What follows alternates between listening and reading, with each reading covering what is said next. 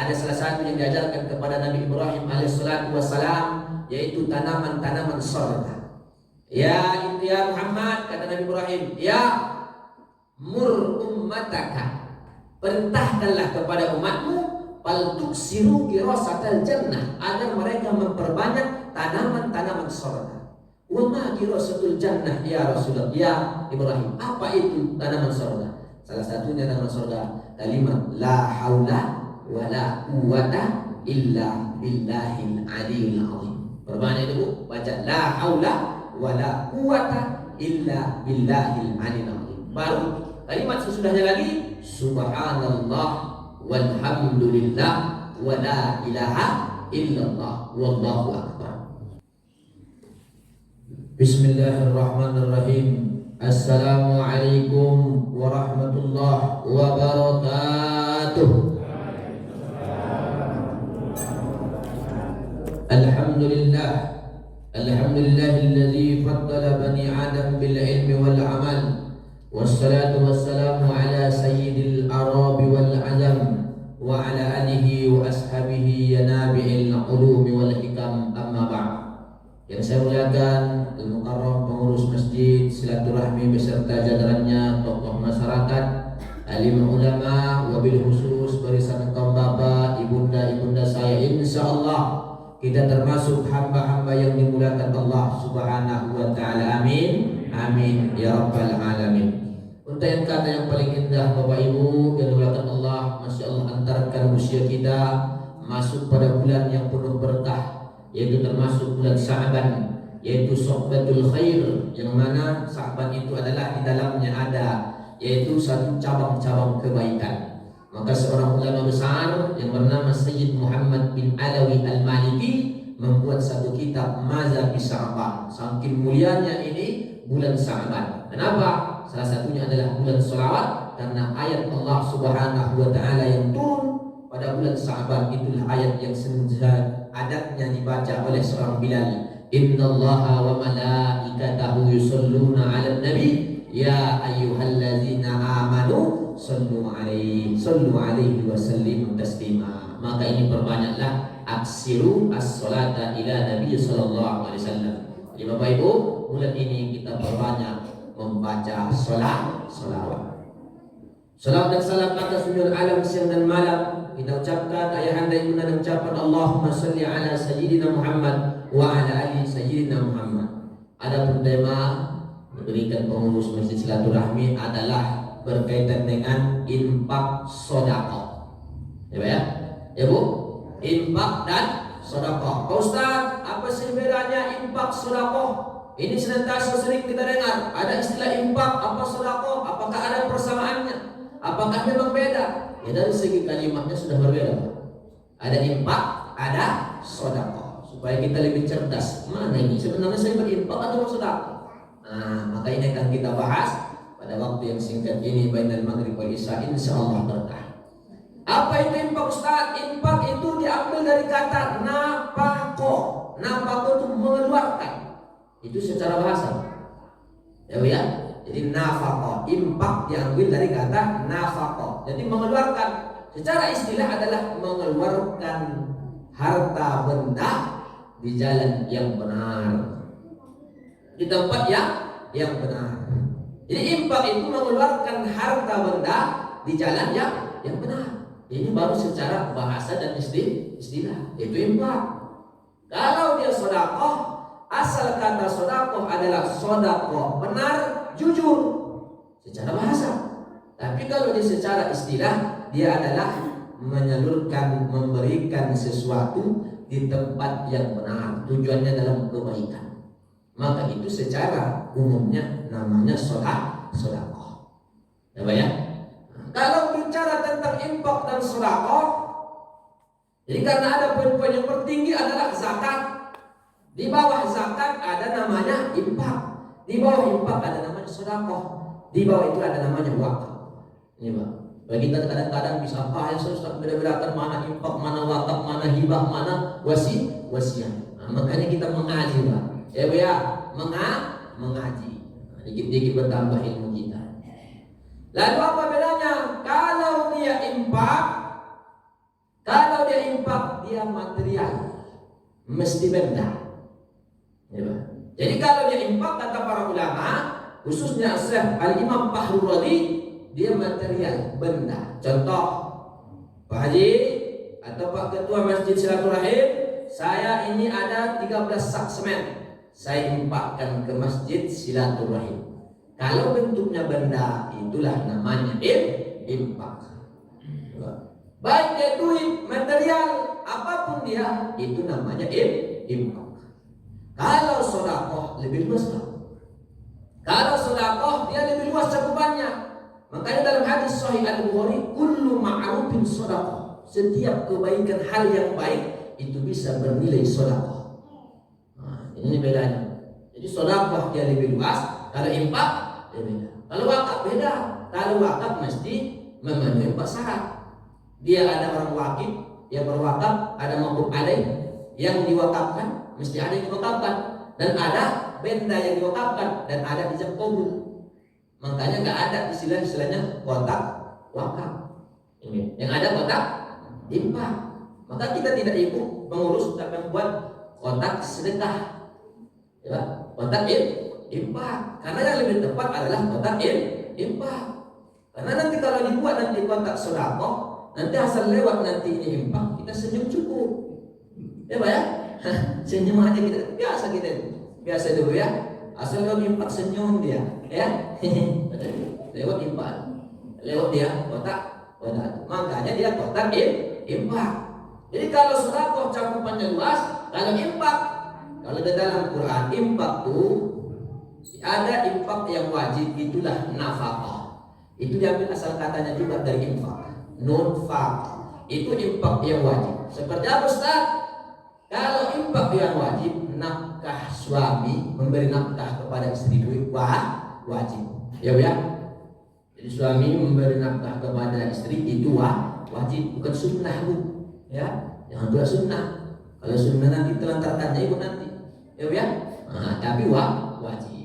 Makanya Bu saya sudah sampaikan di sini kemarin, bahkan dalam nafkah dalam fikih mazhab Syafi'i 6 bulan sekali itu suami ibu sewajarnya memberikan baju bau.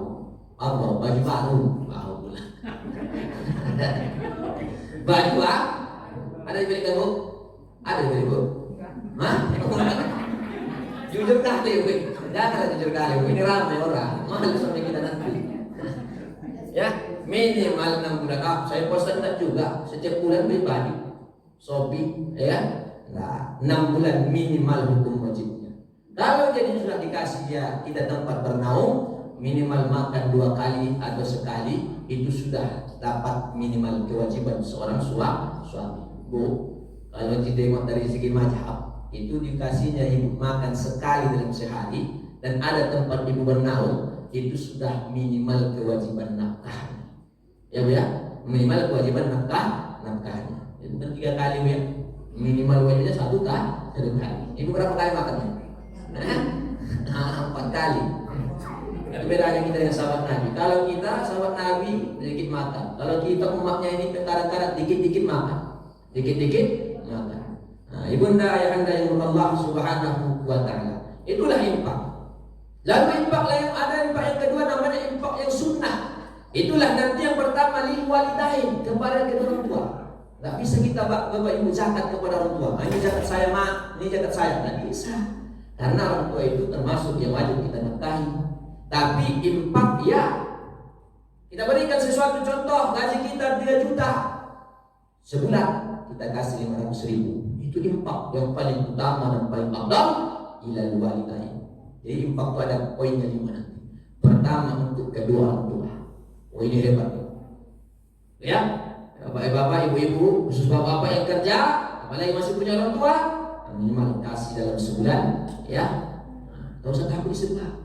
Kadang-kadang takut dia masih mamanya, ya, ibunya uang, padahal itu hasilnya. Kita ini Pak, hanya wajib memberi nafkah pada istri, tidak wajib menyetor. Kalau setor tidak wajib. Tapi kalau nafkah sesuai apa yang wajib, kita kasih nafkah, kasih pangan, tempat segala macam, makan ini segala macam. Kalau dikit-dikit setor beda Pak, ya. Dikit-dikit setor. Itulah kemarin yang kita bilang beda Khadijah zaman dulu dengan Khadijah sekarang. Khadijah zaman Nabi menunggu di depan rumah, di depan pintu, ya, yang disediakannya ember, ya Bu ya, ember, baru ember dengan sapu tangan karena padang pasir, kadang berdebu, dilap-lap oleh Khadijah, istrinya baginda Nabi Muhammad. Khadijah zaman kini kok, ya, dia tunggu juga di rumah, tapi baru dibuka tangan sebelum ini, mana setoran, begini, nah, itu bedanya. Khadijah zaman Nabi dengan Khadijah sekarang. Ibu ayahanda yang dimuliakan Allah Subhanahu wa Ta'ala. Jadi untuk kedua orang tua, makanya kalau ingin rezekimu seperti raja, maka bukalah dia, seringlah memberi kepada kedua orang tua. Tak boleh mikir-mikir. Maka mal'un, celakalah seorang anak yang mana seorang ibunya meminta hanya 100.000 untuk berbuka puasa, tapi dia enggan memberikannya. Kadang-kadang suami hanya sekitar 50.000, masih minta izin lagi. Mana tahu suami takut istri. Banyak juga kelompoknya juga. Dan cuma 100.000, 50.000, ibu pun di maaf di apa? Kalau dia ngaji, syukur ya dikasihnya. Ya Pak ya, jangan untuk orang tua. Itu juga Ustaz apa? Infak. Itu infak. Baru kedua, lil qurba. Lil qurba, kerabat. Jangan ibu pelit-pelit bapak ke kerabat. Ini kadang-kadang sama kerabat kulitnya 17 setan. Ya Pak ya? Ya Bu. Tapi sama orang lain, wah, royalnya luar biasa. Menraktir kawan bukan main. Tapi ada datang kawan kerabat di kampung masih banyak yang di garis kemiskinan, dia payah, sempit rasa tangannya untuk memberikan, tak berlapang dada. Padahal dalam hadis Sahih Al-Bukhari, kalau kau kasih kerabatmu yang masih ada hubungan nasab, maka ansyarah kau dua dapat pahala. Ya Bu ya, ya Bu, dua dapat pahala. Jadi kalau berhadapan ini, ya Rasulullah, bagaimana ini ada orang miskin, tak ada hubungan nasab. Ini ada hubungan nasab. Mana yang sama? Kalau kau kasih ini, kau dapat sama-sama miskin. Kalau kau kasih yang ini, dapat kedua pahala. Kalau kau kasih ini cuma dapat satu pahala. Kira-kira Bapak Ibu pilih mana? Dua pahala. Orang kita mencari pahala. Tentu kita yang minta dua. Semuanya pasti kita yang minta yang banyak. Duit itu minta kita yang banyak. Apalagi pahala dari Allah Subhanahu wa Ta'ala. Jadi infak itu lil walidain wal qurba, kerabat kita, wal yatama, dan anak yatim. Infak kepada, makanya ada infak anak yatim. Betul ya? Enggak ada zakat anak yatim, enggak ada. Anak yatim itu infak. Dari infak itulah kita salurkan supaya mereka makan. Tapi kata ulama, jangan hanya cuma sehari dia makan. Kalau bisa kita sudayakan supaya mereka tak ada dalam kesedihan bertahun berputar, mereka dalam sudah mandiri. Sudah mandiri, itulah anak yatim. Apalagi kadang-kadang nanti ini mau puasa. Lagi puasa itu biasanya sering mengundang anak yatim ya. Diundanglah anak yatim. Kita undang anak yatim, ya. Kita undang rame-rame dari panti mana. Kita undang, kita suruh mereka baca surah Yasin. Itu pun bukan tamu-tamu, 3 kali. 3 kali disuruh baca Yasinul Qur'anil Hakim, innaka laminal mursalin. Sudah selesai. Doa lagi, tahtim lagi. Kata orang rumahnya ini. Tahtim lagi mana? Tahlil lagi, tahlil la ilaha illallah. Saking kuatnya la ilaha illallah, kipas pun apa kok? Ya, kipas pun kuat. Terbuka lah tadi makan yang dibungkus dengan ditutupi dengan apa tadi? Apa namanya? Sapu tangan apa? Tisu. Ternyata mie. Untuk semangat anak yatim. Udah capek baca Yasin 3 kali, baca tahlil, baca tahtim, tersingkap dengan angin. Ini apa? Ya, makanan cuma mie yang paling murah pula. Ya, itulah anak yatim kita kasih. Ya, padahal itu bukan lagi as-shadaqah tanpa bala, itu sedekah mendatangkan pahala bagi anak yatim. Wah, ini tak iya, ini masa kita cuma ini ya kan? Capek-capek kita sudah baca Yasin 3 kali berturut-turut, baru lagi makanannya pun cuma mie. Itu pun mie yang paling murah. Jangan. Kalau soal infak dalam surah Al-Baqarah ayat 215, itu adalah yang terbaik. Ya Pak? Mana yang terbaik? Dan terbaik Ustaz bagaimana? Bukan berarti yang baru, yang bagus. Jangan ada orang kadang berinfak ini ditegur oleh Allah. Ada orang berinfak disebutkan dalam tafsir, ya, mana yang sudah buruk, dia pun justru tidak suka lagi. baru diimpakkannya. Itu enggak, jangan begitu. Itu bukan impak yang sempurna namanya.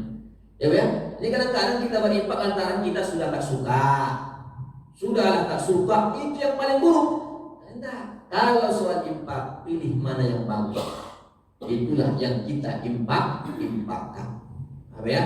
Makanya anak yatim ini termasuk juga impak kepada mereka, ya, karena itu adalah tanggung jawab kita. Itu anak yatim. Makanya seorang pemuda yang luar biasa, kisah nyata Bapak Ibu. Seorang pemuda meninggal di Makkahul Mukarramah, di samping Ka'bah, di dekat Hijr Ismail, dan dalam keadaan sujud meninggal dunia. Meninggal dunia. Coba apakah taat mulia betul ini hamba Allah? Seorang pemuda meninggal di Ka'bah di dekat Hijr Ismail dalam keadaan sujud. Amal apa dia? Meninggal dunia dicari, dijumpai orang tuanya. Ini anakku, iya. Apakah dia ulama? Enggak, dia biasa. Biasa Pak. Tapi orang heran, kenapa dia dapat kemuliaan meninggal dalam keadaan sujud tak jauh dari Ka'bah dan dekat Hijr Ismail. Itu kan luar biasa. Matinya pastikan dia mestinya husnul khotimah. Setelah 2 minggu kemudian datanglah seorang janda dan anak yatim. Mengatakan, wahai masyarakat, ini anak muda setiap bulan mengasih gajinya 1/3 untuk kami. Jadi kebiasaan anak muda itu, ya, setiap bulan asal dia gajinya dikasihnya kepada janda dan anak yatim ini 1/3 gajinya. Ini amalnya rupanya. Jadi nanti kalau ada suami ibu meninggal dunia, tanda husnul khotimah. Nanti kalau datang anak yatim bersama janda, itu tandanya suami ibu husnul khotimah. Ya, datang dia, cuma nanti dia datangnya, ya, dia pastikan pasti bawa sekaligus surat nikah. Nih surat nikah kami. Jadi ya, khawatir juga ibu-ibu ini. Ya, istighfar, astagfirullah. Jangan khawatir. Apa maknanya? Amal ibadahnya tadi, yang tadi rutin memberikan gajinya kepada anak yatim dan janda yang mengurus anak yatim ini tadi, sehingga Allah tutup usianya dengan husnul khatimah. Ya, karena itu janji Nabi. Kata ulama, wa matal insan kama asa, kadang-kadang kita meninggal sesuai dengan amal kebiasaan kita. Ini pemuda tadi kebiasaannya memotong gajinya 1/3, bukan tanggung-tanggung. Gajinya diberikan kepada anak yatim setiap bulan, maka meninggal di tempat yang paling terbaik. Bapak Ibu yang dimuliakan Allah Subhanahu wa taala. Ini pertama. Wal yatama wal masakin, orang miskin. Wal masakin, impak kepada orang miskin. Kita berimpak, ya. Kenapa ada orang kaya? Karena ada orang miskin. Makanya orang miskin ini juga diberikan yang namanya istilahnya impak. Impak untuk fakir atau miskin. Kita berikan kepada mereka. Ini juga bagian daripada impak. Jadi ada berapa? Pertama, kedua orang tua. Yang kedua adalah tadi apa tadi Pak? Kerabat. Yang ketiga anak yatim. Baru orang miskin. Orang miskin. Jadi ada poin-poinnya. Itu namanya adalah impak. Kalau dia sedekah, dia lebih luas. Pertama, poin-poin daripada sedekah. Pertama, ada duri di jalan atau yang mengganjal batu besar di jalan yang biasa dilintasi oleh pengguna. Imatatul azza anit tariq sedekah, itu sudah bernilai sedekah. Ya, hanya meminggirkan duri saja itu sedekah. Bahkan kullu ma'rufin sedekah, setiap hal yang ma'ruf itu bernilai sedekah, yang kebaikan. Seringan-ringannya itu yang sudah sering kita sampaikan. Tabassumika biwajhi ahika sedekah. Senyummu pada saudara dalam hadis Sunan At-Tirmidzi itu juga adalah sedekah. Jadi luas kalau dia makna sedekah. Senyum sedekah idkhulus surur ala qalbil mu'min, membuat asal jumpa kawan kita membuatnya senang, itu juga sudah sedekah. Luas sedekah. Ya Rasulullah, ya, dalam hadis sahih dinukil Imam Nawawi dalam kitab Arba'in. Ya Rasulullah, zahaba ahli dusur, itu orang kaya, enak betul ya Rasulullah. Wahum yusallun kama nusalli, mereka sholat sebagaimana kami sholat. Wahum yasumun kama nasumu, mereka puasa sebagaimana kami puasa. Jadi ada orang sahabat Nabi mengatakan kepada Nabi, ya Rasulullah, enak kali lah orang kaya ya Rasulullah. Kalau soal sholat, mereka sholat, kami sholat. Mereka puasa, kami puasa. Tapi mereka ya Rasulullah, wa yatasaddaquna bi buduli amwalihim. Tapi ada yang kami tak bisa ya Rasulullah. Mereka bisa bersedekah dengan kelebihan harta. Apa kata Nabi? Kullu sulamah sedekah. Setiap ada sendi-sendi ada sedekah. Setiap sendi-sendi ada sedekah. Tahlil sedekah. Tasbih subhanallah walhamdulillah wa la ilaha illallah wallahu akbar sedekah. Bahkan mohon maaf, wa bi buddi ahdikum, dalam malu kita yang suami istri itu sedekah. Itu tanya bapak ibu, mohon maaf kalau mencium kening istri mau pergi kerja itu sedekah. Ya bu ya? Bu, pahamlah ibu. Kalau ada datang suami kita begini, bu, nggak minta-minta, pahamlah ibu. Ya, ada kadang sedekah, ada namanya zakat. Nah, kalau sedekah, kenapa? Hadis Nabi SAW, wa bi bud'i ahadikum sedekah, itu bernilai sedekah. Jadi makna sedekah ini luas. Paling tidak wal kalimut thayyib, ucapan yang baik itu juga bernilai sedekah. Jadi beda infak dan sedekah, ada kesamaan, tapi ada tempat poin di mana dikatakan infak. Kalau soal infak dipakai juga hadis tentang, dalam hadis riwayat Sa'id Al-Khudri dalam Sahih Muslim, yaitu iza mata ibnu Adam in qata'a amalu illa min salas. Wakaf dipakai juga dalilnya. Infak ini juga dipakai dalilnya. Itulah sedekah jariyah. Ya Bu ya, sedekah jariyah. Jadi selama dia berinfak dipakai ini sejadah, ya selama mengalir terus pahalanya kepada orang yang berinfak. Jadi Bapak Ibu, infak itu identik dengan barang, dengan harta material. Jadi ibaratnya begini, ada orang berinfak 1 sak semen, ya, tapi ada orang tak sanggup, dia tak punya duit, tapi dia ikut gotong royong, Bu, dia gunakan tangannya. Ini kan sendi-sendi bernilai sedekah. Digunakan tangannya, maka itu bernilai sedekah. Tenaga. Makanya itu kata ulama, man kana lahu malun falyatasaddaq bimali. Siapa yang punya harta, bersedekahlah dengan hartanya. Wa man kana lahu ilmun, siapa yang punya ilmu pengetahuan, mungkin solusinya cemerlang, falyatasaddaq bi ilmi, bersedekahlah dengan ilmunya. Wa man kana lahu quwwah, siapa yang punya kekuasaan, falyatasaddaq bi quwwatihi, bersedekahlah dengan kekuatannya. Jadi setiap kita ini Bapak bisa bersedekah. Bisa bersedekah setiap saat. Bapak Ibu bisa bersedekah, apalagi kalimat tasbih yang diajarkan oleh Nabi Ibrahim dalam kitab Dardir ketika Nabi Mi'raj. Ada salah satu yang diajarkan kepada Nabi Ibrahim alaihissalatu wassalam, yaitu tanaman-tanaman surga. Ya Muhammad, kata Nabi Ibrahim, ya mur ummataka, perintahkanlah kepada umatmu, fal tuksiru girasatal jannah, agar mereka memperbanyak tanaman-tanaman surga. Wa ma girasatul jannah ya Rasulullah, ya Ibrahim, apa itu tanaman surga? Salah satunya tanaman surga kalimat la haula wala quwwata illa billahil aliyil azim. Perbanyak itu baca la haula wala quwwata illa billahil aliyil azim. Baru kalimat sesudahnya lagi subhanallah walhamdulillah wala ilaha illallah wallahu akbar. Jadi ini kalimat nampaknya sederhana, ringan nampaknya, ternyata ini tanaman-tanaman surga yang diajarkan ketika Nabi berjumpa dengan Ibrahim. Ini ajarkan kepada umatmu ya Muhammad, kata Nabiullah Ibrahim alaihi salatu wassalam. Kenapa kalimat zikir? Karena ketika Nabi sallallahu alaihi wasallam ketika sudah sampai dia ke Mustawa, dia melihat ada seseorang yang diliputi oleh cahaya ars, indahnya luar biasa, bercahaya berkilau. Nabi terheran-heran, amalakun au nabiyun, apakah ini malaikat atau nabi? La, ini tidak malaikat, ini bukan nabi. Tapi walakin hadza rajulun, ini adalah seorang laki, seseorang wa kana fid dunya, yang ketika di dunia walisanuhu radbun bizikrillah, hatinya basah berzikir mengingat Allah Subhanahu wa ta'ala. Zikir minimal Bapak Ibu ada Ya? Jadi la haula wala quwwata. Kenapa zikir Ustaz? Karena zikir itu juga sedekah. Berdasarkan hadis Nabi, tasbih sedekah, zikir sedekah.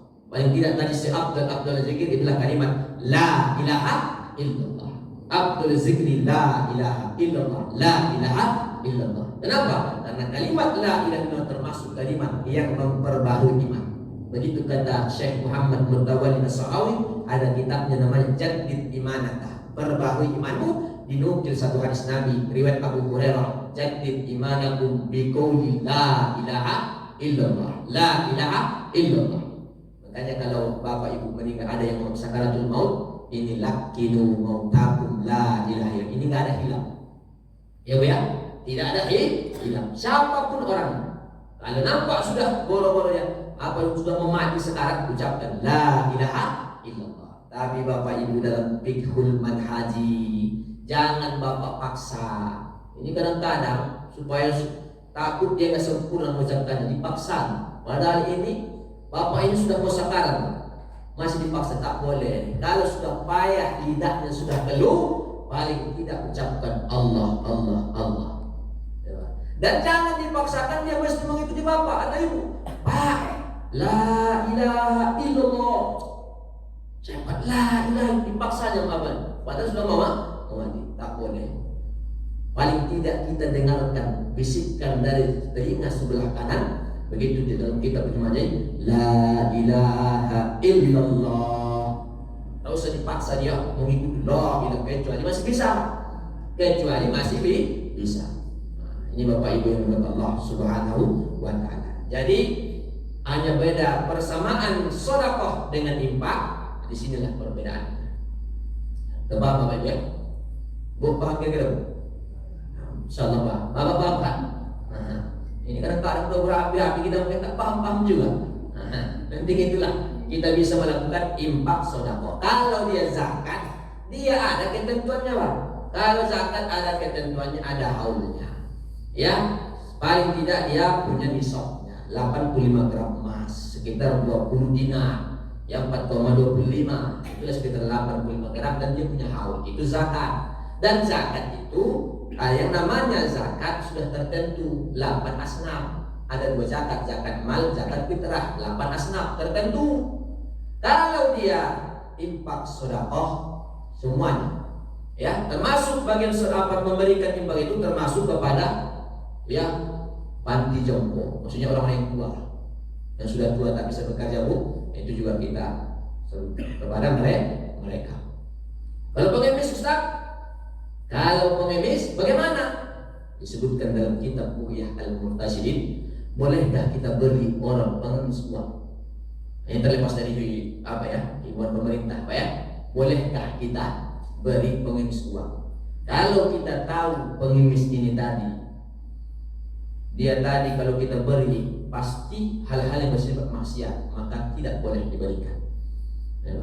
Tidak boleh diberikan. Tapi kalau memakai hadis Sahih Al-Bukhari, ya, setiap orang yang meminta kepadamu, walaupun dia di atas kendaraan, kalau kau punya kau kasih, kau sudah dapat pahala. Tak kau pikirkan dia padahal dia kaya, boleh jadi dia kaya. Itu ada juga dalam hadis Sahih Al-Bukhari. Tidak apa, sudah terberi. Jadi ada begitu di dalam hadis baginda Nabi Muhammad Sallallahu Alaihi Wasallam. Lalu Ustaz, apa hikmahnya? Kalau kita berinfak bersedekah hampir sama hikmahnya. Yang pertama, kalau dia tadi yang namanya sedekah, jelas sudah sering kita dengarkan bahwa dalam hadis Nabi Muhammad Sallallahu Alaihi Wasallam, as-sadaqatu tadfa'u maitatas su'i. Orang yang senantiasa bersedekah itu akan terhindar daripada matinya su'ul khatimah, seperti pemuda tadi, gara-gara dia sering bersedekah. Yang kedua, selamat daripada azab kubur. Sudah kita bahas kemarin, liman arada ayyan zuwa min adzabil qabr, dalam kitab Daqaiqul Akhbar. Siapa yang ingin selamat dari azab kubur, maka dia mesti ayyulazima as-sadaqah, hendaklah ia beri sedekah. Sedekah itu adalah sesanggup kita. Apa yang kita punya kita sedekahkan. Kalau bahasa sekarangnya, kalau dia bentuk barang tadi kita infakkan di jalan Allah Subhanahu wa ta'ala. selamat dari azab al-kubur. Yang ketiga, nanti orang yang senantiasa bersedekah, kullu mri'in tahta zilli shadaqati. Setiap kita nanti Bapak Ibu di bawah naungan sedekah kita. Sebagaimana tadi seorang pemuda yang melihat Nabi di bawah naungan yang diliputi oleh singgasana aras. Kenapa? Dapat kemuliaan. Kenapa? Karena sifatnya tadi hatinya senantiasa berzikir mengingat Allah, lisannya berzikir mengingat Allah, dan yang kedua wa qalbuhu mu'allatun bil masajid, hatinya terpaut di masjid. Ya. Itu termasuk sifatnya itu yang mendapat singgasana aras dan dapat cahaya diliputi penuh cahaya dan kemuliaan, itu karena hatinya terpaut di masjid. Sungguh alhamdulillah banyak sini pengajian. Ya, kita sering ke masjid, terpaut hati kita di rumah Allah. Masjid tempat yang paling mulia, rumah Allah. Ya, bukan berarti maknanya apa kalau terpaut di masjid? Maksudnya dimanapun dia berada, memang pribadi masjid yang dibawa. Kadang-kadang orang ini Pak, kadang bertakwa cuma di masjid, khusyuk nampak di masjid, bahkan menangis di masjid. Sampai di kantor hilang nilai-nilai yang tanamkan di masjid. Ada gitu Pak? Ada gitu Bu? Di sini tidak ada ya. Sini tidak ada. Ya Bu? Nggak ada dari sini, nggak ada. Nah, hatinya terbawa. Ketika hayya 'alas shalah, langsung berentak hatinya, langsung menuju rumah Allah Subhanahu wa Ta'ala. Yang ketiga orang yang dapat naungan ini tadi, ketika Nabi ke Mustawa adalah orang walam yasadibba walidayhi qattu, tak pernah cakapnya kasar kepada kedua orang tuanya sama sekali. Jadi kalau berkaitan dengan orang tua juga besar sebenarnya pahalanya. Kalau berkaitan dengan orang tua besar pahalanya. Karena kedudukan mereka begitu tinggi di hadapan Allah Subhanahu wa Ta'ala. Maka memanfaatkannya. Termasuk tadi untuk membuka pintu keberkahan senantiasa setiap saat, kalau bisa lapang dada kita, lapang harta kita berikan kepada mereka. Makanya dalam kitab karangan Al-Imam Syafi'i, Imam Syafi'i, sekalipun orang tua kita sudah meninggal dunia, apa bakti yang paling hebat? Ada 3 kata Imam Syafi'i. Yang pertama, kalau kau punya harta, itu disebutkan begini kalimatnya, yulhaqul maita min amali ghairi. Si mayit akan bermanfaat dari amal selainnya, bukan amal semayit. Kalau kita sudah meninggal dunia, putus. Maknanya apa putusnya? Putus dalam artian dia tak bisa sholat lagi, tak ada puasa lagi. Tapi kalau amal orang lain, amal anaknya sampai kepadanya. Apa Ustaz? Yang pertama, antu hajja anhulahu. Kalau kau bisa hajikan atas nama ibu. Ya Pak ya? Ya Bu? Itu paling hebat kata Musabi. Kalau tidak bisa haji, umrahkan. Kalau haji mungkin lama Pak Ustaz nunggunya. Berapa tahun Pak? 17 tahun. Lama nunggunya Ustaz. Ya? Syukur-syukur sampai 17 tahun. Takut pas 1 hari lagi mau berangkat datang Israel. Mana jadi berangkat. Nah, Israel datang dia buat jadi berangkat.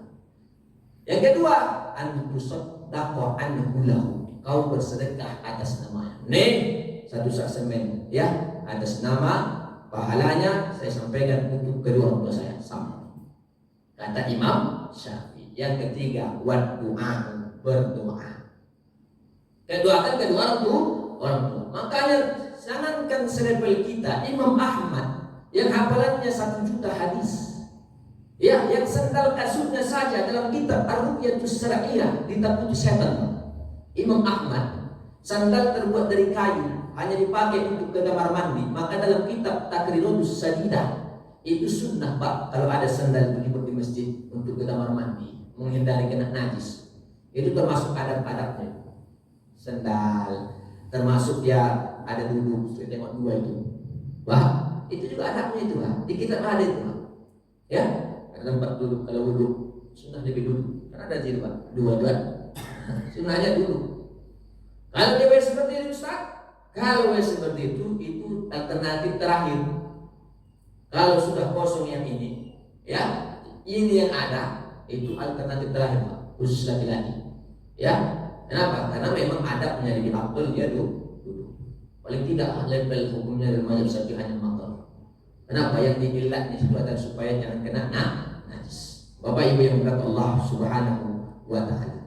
Jadi banyak fadilah-fadilah daripada orang yang senantiasa bersedekah. Kenapa? Karena dalam hal bersedekah ini kata Nabi, "Ma naqasa malun min sedekah." Tak akan berkurang harta seseorang yang bersedekah. Bahkan Allah berikan keberkahan. Dan selanjutnya, wa yamhullah jami'a khata'ah. Segala dosa-dosa ibu maka diampuni diampuni dan dimaafkan Allah Subhanahu wa taala. Khususnya dosa-dosa as-saghair kecil. Jangan ikut terlalu pele Bapak, terlalu pele.